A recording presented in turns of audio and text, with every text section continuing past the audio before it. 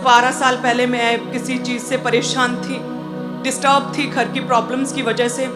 तो रात को नींद नहीं आ रही थी, तो मैं उठी, अपनी बाइबल को पकड़ा मैंने और मैं बैठ गई। रात को बैठी 11 बजे 12 बजे और बाइबल पढ़ रही थी, पढ़ती जा रही थी, पढ़ती ही जा रही थी, लेकिन कुछ बदलाव दिख नहीं रहा था। उस समय ऐसे ही लग रहा था क्या अभी भी प्रॉब्लम्स हैं, अभी भी वो बीमारियां हैं, घर में वही तंगी है, खटी है, कुछ चेंज तो हो नहीं रहा।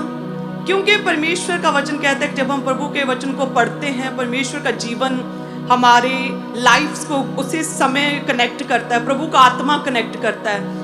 वचन में जीवन है, प्रभु ने अपने वचन को अधिक महत्व दिया। जो चलो पढ़ते हैं, पढ़ती रही 8 घंटे लगातार पढ़ती रही, कुछ बदलाव तो लगा नहीं। एंड में सुबह 8 बजे मैंने आमीन किया, फुल नाइट प्रेयर करके, फुल नाइट बाइबल पढ़ के। एंड देन उसके बाद आँखों से तो मुझे कुछ भी बदलाव नहीं लगा, लेकिन स्पिरिचुअल रेल्म में, आत्मिक जो क्षेत्र है ना, जो हमारी आँखों से, नंगी आँखों से हमें दिखता नहीं है, ये संसार से परे परमेश्वर के रेल्म में आत्मिक रीति से परमेश्वर उसके दूतों के बीच में बातचीत मेरे विषय में शुरू हो चुकी थी।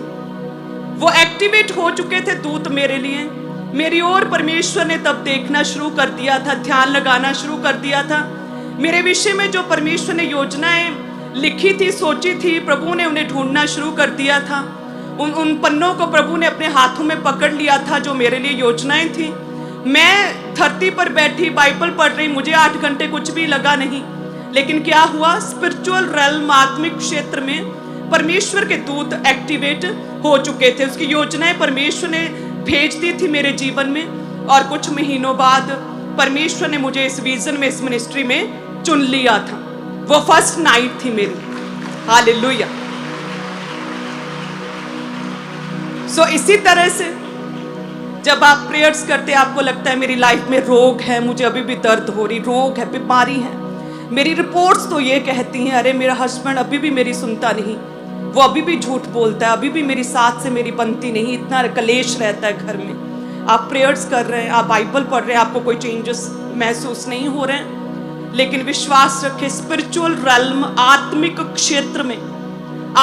क्षेत्र में क्या हो रहा है, बदलाव होना शुरू हो चुका है।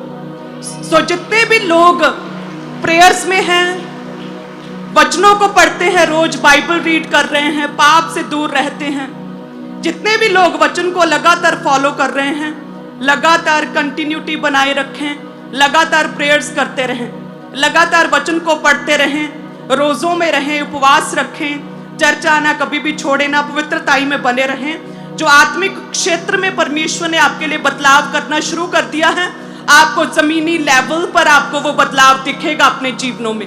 आप नंगी आंखों से भी उस बड़ी टेस्टमनी को आप अपने जीवन में देखेंगे, उस चेंजेस को, उस बदलाव को आप अपने जीवन में भी देखेंगे, प्रैक्टिकली एग्जीक्यूट होता हुआ। हालेलुया। तो इसीलिए क्या करें, प्रभु में बने रहें। कई बार लगता है अरे पेन है, मैं क्या कह रहा हूँ प्रभु, तेरे कोड़े खाने से मैं चंगा हो चुका हूँ, लेकिन बीमारी वही की वही है। प्रभु तेरी सच्ची शांति मेरे जीवन में बनी रहे। परमेश्वर शांति का दूत है। घर में क्लेश है, कोई मायने नहीं करता आप क्या महसूस करते हैं, आपके घर में क्या चल रहा है, बदलाव शुरू क्या है, हो चुके हैं प्रभु यीशु के नाम में। आज की प्रेयर्स के बाद, आज प्रभु के दास जब आएंगे हमारे बीच में, वचन देंगे, वो बदलाव आप अपने जीवनों में भी देखेंगे यीशु के नाम में। Hallelujah. Thank you Jesus. So लगातार यदि बाइबल पढ़ रहे हैं, लगातार पढ़ते रहें, सालों साल पढ़ते रहें, लगातार पढ़ते रहें बाइबल, प्रेयर्स कर रहे हैं, लगातार प्रेयर्स को ना छोड़े, प्रेयर्स लगातार करते रहें, चाहे कैसा भी मौसम आपके जीवन का क्यों ना हो।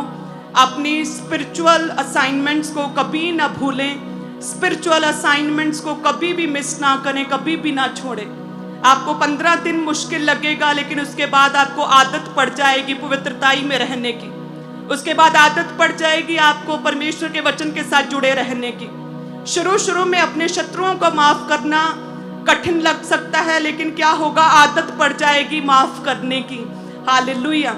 और इसी तरह से परमेश्वर को भी आदत पड़ जाएगी आपको टेस्टिमनीज के साथ ब्लेस करने की, आपको मस्सा देने की, आपको ब्लेस करने की, आपको अनाइंट करने की, आपके जीवनों में अपनी योजनाओं को सिद्ध करने की प्रभु को भी क्या हो जाएगी, आदत पड़ जाएगी यीशु के नाम में। हालेलुया, धन्यवाद यीशु।